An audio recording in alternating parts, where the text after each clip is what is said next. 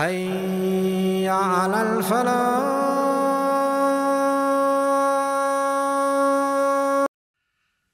Assalamu alaikum, my brothers and sisters. Many times people say, don't judge me. It's true, we're not supposed to be judging people. But sometimes what people do is they run away from advice using the excuse of being judged. So they say, don't judge me, when there was no judgment passed, but it was just a piece of advice. However, the bigger problem is religious people who tend to attack others and pass judgment without listening to the other side of the story. If you are not prepared to listen firsthand, when I say firsthand, I mean directly, from the people involved, from all of them involved, you cannot arrive at a judgment or make a conclusion. Remember this. So what happens? I give you my own example. People will pass judgment about me and say that he is like this, he is like that, he perhaps, even has left the fold of Islam. And it's quite, I hear that quite often. Today somebody sent me a message saying that you're not a Muslim and, you've given up the faith because of this. And I'm thinking to myself, they've already made their mind up before even asking you if what they heard from a second, third source was correct, number one, or if the interpretation of what they read about you, even if it was from you, is actually correct, or if the interpretation of what they heard from you is actually correct, without listening or giving you a chance to answer or to respond. They've already passed judgment. So what is happening is these so-called religious people remove you and I from the fold of Islam, saying we're not Muslims. And to me, this is not just a judgment, but it's such a big blunder. It is a sickness and a disease among the so-called religious. They love to look for any small factor that will take people out of the fold of Islam, when we are taught to look for any small reason that would actually consider the people Muslim and keep them within the fold of Islam. I want to say that again. You and I are taught to look for any reason to consider a person a Muslim, whereas the so-called religious of today, a lot of them look for any excuse to take you out of the fold of Islam, and that's where the problem lies. We're all struggling to hold on to our faith. We're all learning. We all make mistakes. We all correct ourselves. We all apologize. We all have the sense given to us by Allah, and we thank Allah for granting us belief. But what is of utmost importance is when others discourage us by already removing us from the fold of Islam, already declaring us astray, calling us dogs and cats and whatever else it might be, which is actually wrong, what happens is they make it easier for people to quit and for people not to come back, because instead of encouraging them to get closer to the Almighty, they've actually encouraged them to quit. They've discouraged them from anything to do with the closeness to the Almighty. My brothers and sisters, it is a disease. Ask yourself, do you judge people without giving them a chance to clarify, rectify? Before that, I want to say, if it does not concern you, leave it. You don't need to comment. You don't need to comment. Today, as you know, the world is changing. People are saying so many different things. Sometimes it's a legitimate interpretation of the deen, and sometimes it's a mistake according to you, and sometimes you might be wrong. So if you know that what you're doing is right and this thing doesn't affect you, etc., leave it. If you feel the person is wrong, you can do one of two things, or maybe a few more things. But one of two things I would do, number one, is present the truth without mentioning what you actually heard about the person. We don't want to degrade someone. We don't want to dishonor someone. We want to give them the benefit of the doubt. But at the same time, we want to make it clear that this is the truth. This is what I believe is the truth. This is what I believe should be the proper interpretation. So what happens if we don't do this? Then we end up creating confusion. The second thing that I was going to say, the first one is to present the truth without talking about what the person might have done. The second thing is perhaps to address it in a way that would mention the mistake that you believe the person made without taking the name of the person. You don't need to take the name. The reason is, what's your intention? Is it to help people or is it to discredit people? Is it to make the truth clear and to speak how you feel that which is a mistake is a mistake? So if you want to make the truth clear for the sake of Allah, you don't need to embarrass a person. You don't need to name someone and try and shame them, but rather you give them the benefit of the doubt, or you can mention that wrong opinion and say, look, according to what I've heard, someone has said this. I believe it's a mistake because I believe this is what is correct. Unfortunately, we swear, we call people dogs, we call people whatever else, pigs and monkeys. And to be honest, we cannot say that people are dogs and pigs and monkeys, no matter what. We cannot say that. May Allah subhanahu wa ta'ala grant us an understanding. If the Almighty has perhaps warned people of a punishment, you and I cannot sit and give people warnings as though we are the ones who own the warnings. Yes, we can relate what the Almighty has said, indeed. But the point I'm raising is, we hear something, there's a difference of opinion.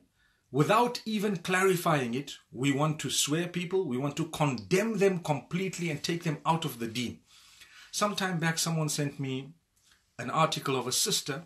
I don't know the sister. I got to know her. Well, I got to know about her later on somewhere in the first world.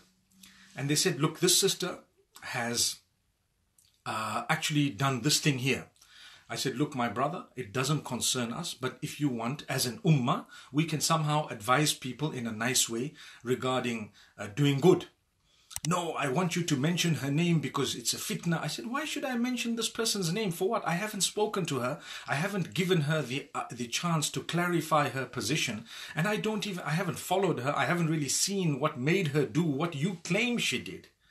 And you want me to name her and shame her? I'm doing a disservice. I fear the last day. I fear the day of judgment. I fear the day I'm going to meet Allah. What am I going to say? I'm worried so much about my paradise. I really want to go into paradise. How can I condemn someone and say, you're an evil person because you did this when I haven't even given them a chance? The basic principle is give people a chance to clarify themselves. And secondly, I said, look, it doesn't concern me, but because people look up to us as leaders, we can mention it positively about modesty, about so many other things. And, the particular sister might feel that, yes, she is within the framework of what is right. And I may have misinterpreted completely. Over time, I decided, let me go and see what that sister is actually doing, just for my own interest. And I found, you know what? Maybe I might not do it that way, but she did it in a way according to her environment, her community, her understanding. She did it to promote the deen, to promote Islam, to promote Allah subhanahu wa ta'ala's message. So why should I have actually condemned someone? This person, the brother who told me, he says, you're lost. You're siding with batil, which means you're siding with that which is false and wrong. And you're not supporting the cause of the deen. I said, my brother, we don't need to condemn people. We don't need to mention their names.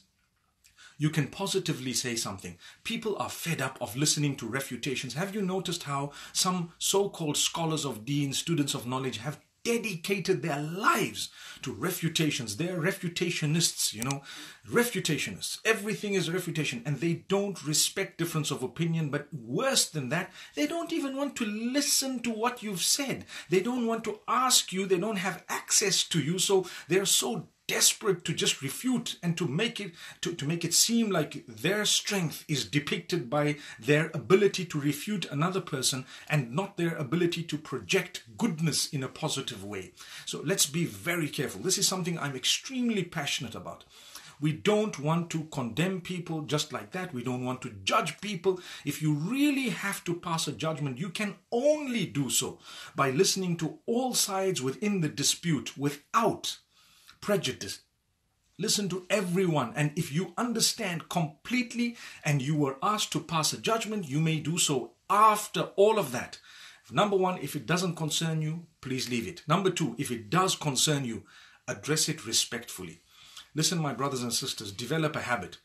those from amongst us who are students of knowledge or scholars, do not, please, do not attack others. You can present the truth and present what you believe is falsehood and refute it as well in a positive way. You don't need to embarrass people. You don't need to scream and yell at people. You don't need to swear people. You don't need to call them bad names. Among the Muslims, we even have different sects. Different sects. Some we have very, very strong disagreements with. We don't need to swear. We don't need to belittle. We don't need to, spew hate in that sense. You can present the truth and what you believe, and you can present why you believe they are wrong. In the past, I've made that mistake where I've said certain things about certain people. For example, I disagree with some of the sects that we have. But rather than calling some of their leaders or some of their people bad names, or just a rumor you may have heard of them, you call them a bad name. And like I said, I have fallen in this in the past. But we learn as time passes. You don't need to use bad names. You don't need to just listen and try and attack a person. You have something they've said, you can tackle it. I'm not saying don't. You can say, look, I disagree because of X, Y, Z, but do it respectfully. That's all I'm saying. You can actually disagree in a beautiful way. Mention the goodness and mention what you believe is wrong and why you believe it's wrong and why you believe this is goodness, and you're done. In this way, we've maintained that level of respect amongst mankind, even people of other faiths. You don't need to call them dirty names. You don't need to swear them and belittle and so on. That's not the aim. Anyway, getting back to amongst us. We have certain people, and I want you to develop a habit, my beloved brothers and sisters, when you hear the students of knowledge or the scholars, attacking another person, mentioning their name and attacking them, and they haven't even heard from them. I've seen refutations of myself, and I tell myself, this person didn't try to call me. They've passed a judgment. They didn't try to understand what I've said. They didn't even attempt to give me the benefit of the doubt. So it goes to show they have, what you call sour grapes. They're actually upset. They actually have a jealousy within them. I would like to put it down to that. They actually have a sickness within them, because if you're not prepared, I give everyone the benefit of the doubt as far as possible. But if you're not prepared to give people the benefit of the doubt, you have an ailment. You need to rectify yourself. And we who cheer the scholars on and some of the students of knowledge, we cheer them on. We keep on, wow, wow. Why do we do that when someone is actually causing harm to the ummah, to this ummah, the nation that we have, a beautiful globe that we have? When someone is attacking others left, right and center, did you speak to this person directly? No, I didn't. Well, then keep quiet. Have you tried to contact them? Yes, I did, but they didn't respond. Well, then it means they probably didn't see the message. And even if there is a clarification to be made, it didn't come to you, you can refute. But you don't have to arrive at a conclusion and mention a name and try to create disaster. Like I say, name and shame. You want to mention a name because you're going to become important. Wow, I have done refutations of so many different people and this man and that man and so on and so forth. And this is the sickness we have. I mean, there is a brother there right now who's sent some, emojis that are negative. Okay, so those of you who are watching this live session may have seen those. It doesn't bother me. He's swearing himself. Really, they're swearing themselves. It's not my character. I'm not going to drop my character based on your negativity. It's a sickness within you. If you think that it's befitting to swear me right now, then obviously you are the person who's not well. So my brothers and sisters, all I'm calling for is let's not judge people without proper due process, number one. Number two is if you're not prepared to make the effort to meet the people, to talk to them personally, to find out from them directly, to actually look at how and what they've said or they've done, and to look at the circumstances surrounding their lives. There are people amongst us who are trying very hard to please the Almighty, but their circumstances are so tough, they are slowly inching forward. I promise you, when I think of the tortoise and the hare, I always say there are people who will arrive in Jannah slowly but surely, and others who are darting across might get stuck in the last minute. May Allah subhanahu wa ta'ala grant us success. So, my brothers and sisters, remember this. Let's not, create this problem and this disaster of passing judgment, and on the other hand, When people advise us, let's take the advice. You can advise people. That's the other thing. You can give them good advice. You can tell them, look, my brother, I believe that this is the way things should be done. And a lot of the times advice is to be done in a private way. And if it is a public thing, you can advise publicly in the sense that you don't have to say, this brother, I'm giving him this advice. Well, you've got to phone them or contact them, and you've got to communicate with them and send them the advice directly. Because if the whole world knows you've advised them, but they don't know that you've advised them, then you're wasting your time. So genuine advice is normally when people advise people or others in a private way. If you're doing it in a public way without mentioning names, the Prophet ﷺ, he came out and says, Ma balu aqwam, what is it with certain people? They're doing this and they're doing that. He didn't say the names. He didn't want to name them, shame them. So this is how it is. To be honest, like I said yesterday, and I'm going to repeat it now at the end of this session, if you were to swear me, to be honest with you, it doesn't irk me. If you were to refute, call me names, say I'm out of the fold, say I'm astray, whatever, ever, trust me, my aim is to please Allah. It's okay. If you are a genuine person, you will advise me. You might send me an email with beautiful advice, and I take that advice.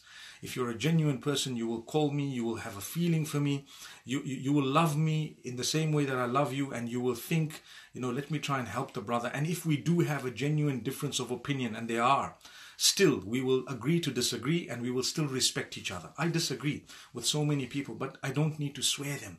I don't need to, spew hate against them, but I disagree. May Allah guide those and bless those who want to swear us, guide them in a way that they can learn and they can understand that we're not like them. I promise you, we're not like them. We're not like that. And the reason I'm saying it is I can see people who are being quite derogatory. One or two of them. The rest of you, mashallah, tabarakallah, may Allah bless you guys. Anyway, I need to go. But it's been lovely having this live session. And inshallah, I'll post it up on YouTube shortly. Mufti Menk ROX, that's the YouTube channel. May Allah subhanahu wa ta'ala bless you all tomorrow again with a different subject. Barakallah feek. Assalamu alaikum wa rahmatullahi wa barakatuh.